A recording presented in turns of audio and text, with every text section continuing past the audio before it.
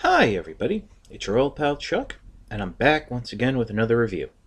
Today we're going to be doing a special review, because we're going to be taking a look at the Dark of the Moon Wreckers.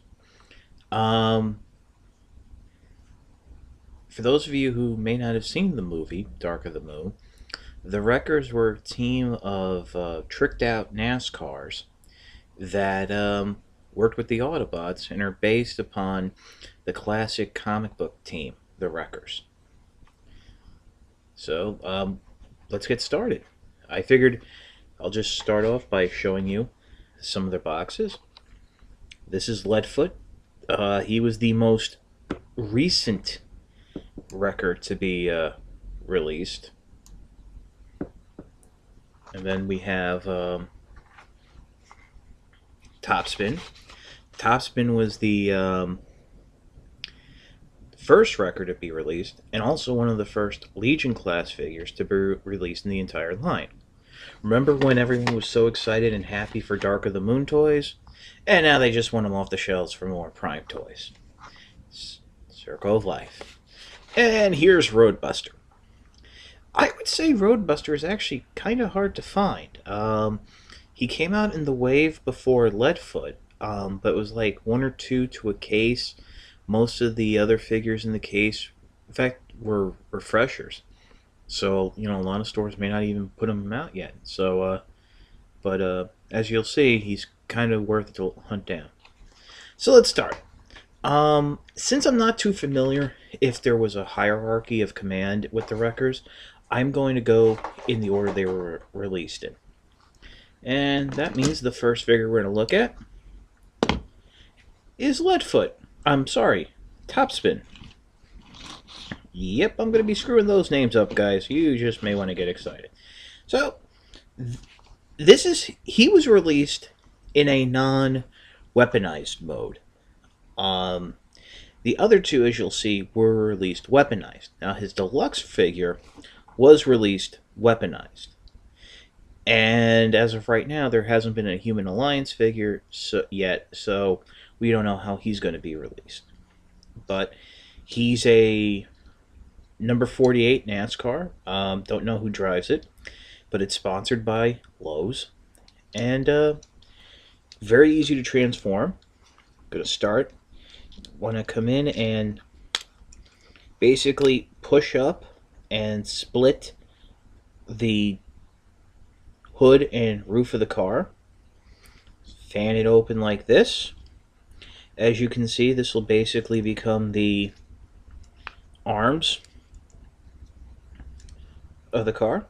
You want to stick your fingers underneath the roof and flip up what will be his hands.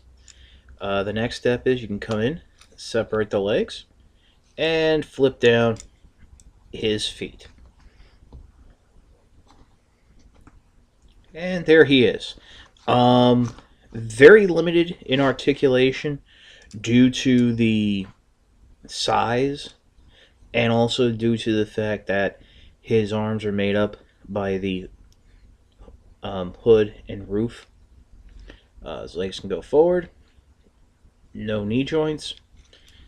Could go out to the side, but they're blocked by the side of the arms. And he can do a little bit of this. That's about it, yeah. I'm stopping. His hands are hinged that they can open. I'm sorry, I should say just this one. This one is a fixed position, and they can go up and down, but that's really more on the transformation joint. I bought him because I liked the way he looked. I liked the color blue and thought he was a rather interesting looking car. Your mileage may vary. I know some of you aren't are really into articulation, so this guy may not be for you. Next up is Roadbuster. Roadbuster is very interesting. As you can see, he is in his weaponized mode. He is the number 88 car. I think Dale Earnhardt drives him. I'm not sure. Dale Earnhardt Jr., I should say. And Very nice detail. The paint is nice. You can see the 88 clearly on the roof. Rolls nicely. Underneath, you do have the saw blade that can pop out, and you can have like a little attack mode where he's like coming along and, you know, taking out people's ankles. We're going to leave that out for transformation. Just going to come on in. You're going to separate the sides of the car and pull them forward. This will move the back and front wheels, and it'll become the arms. The next step is you want to come to the back, flip out the little panels there, swing them all the way around over the rear tires, and then separate the leg. Come up here, fold the hood back, which will reveal the head. Let's check something here. Yep. And then you can just bring the arms down. And while you're doing that, you want to give the shoulder joint a little push that'll lock it into place. And then you can position the saw blade forward so it'll appear in an attack position. I like Roadbuster. I think it's really cool. I think he's cool, and I think it's really cool that they included his saw blade as part of his gimmicks. You know, it's very hard to get weapons on this scale. One thing I should mention is that he does have a molded open right hand. See if I can zoom in a little so I can show you there. Like most of the Legion class figures, you do get those sets that come with the little handheld weapons. He is able to hold it. As you saw with Topspin, he was not able to do that because of his claw hands. Articulation is, he does have some movement in the arms. That shoulder joint is locked in. The saw blade is on a ball joint, but that's really more for transformation. Lace and go forward, out. No knee joint except for this part, but that's really more for transformation. And one thing I should mention is that due to the nature of the transformation, his feet are molded on an angle, so you can actually get him to stand in a attack type pose. If you see him, pick him up. I think he's kind of fun. You know, be great to have with those little, you know, Legion class sets. Yeah, and you know, it's a great figure. Okay, finally the last of the wreckers to be released, Leadfoot. Now, I should mention, as all of you are probably aware, there are two versions of Leadfoot. There's the Target exclusive, which has all of his sponsorships and details on it, namely the big Target bullseye. And this version, which is completely stripped, save for a few, what is that? John Deere, I think?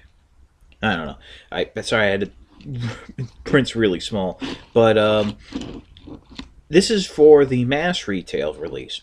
Now, there is supposed to be a Target exclusive deluxe 2-pack with him in his Target colors, as well as a repaint, possible remold of this guy. And the rumor is it will be done in as Twin Twist. Have not seen it, have not heard more about it. I do not know if there will be a deluxe version released that's plain like this. But as you can see, this is his weapons mode. Transform him. You just want to start off, come on in and separate the doors from the body. Gonna bring those up and out. Go ahead and rotate his fists out. As you can see, he too has the molded open hand. That's because if you get the Target pack that comes with Ironhide, he does actually come with a small blaster. Flip the rear section of the car down. separate it. That will become his legs.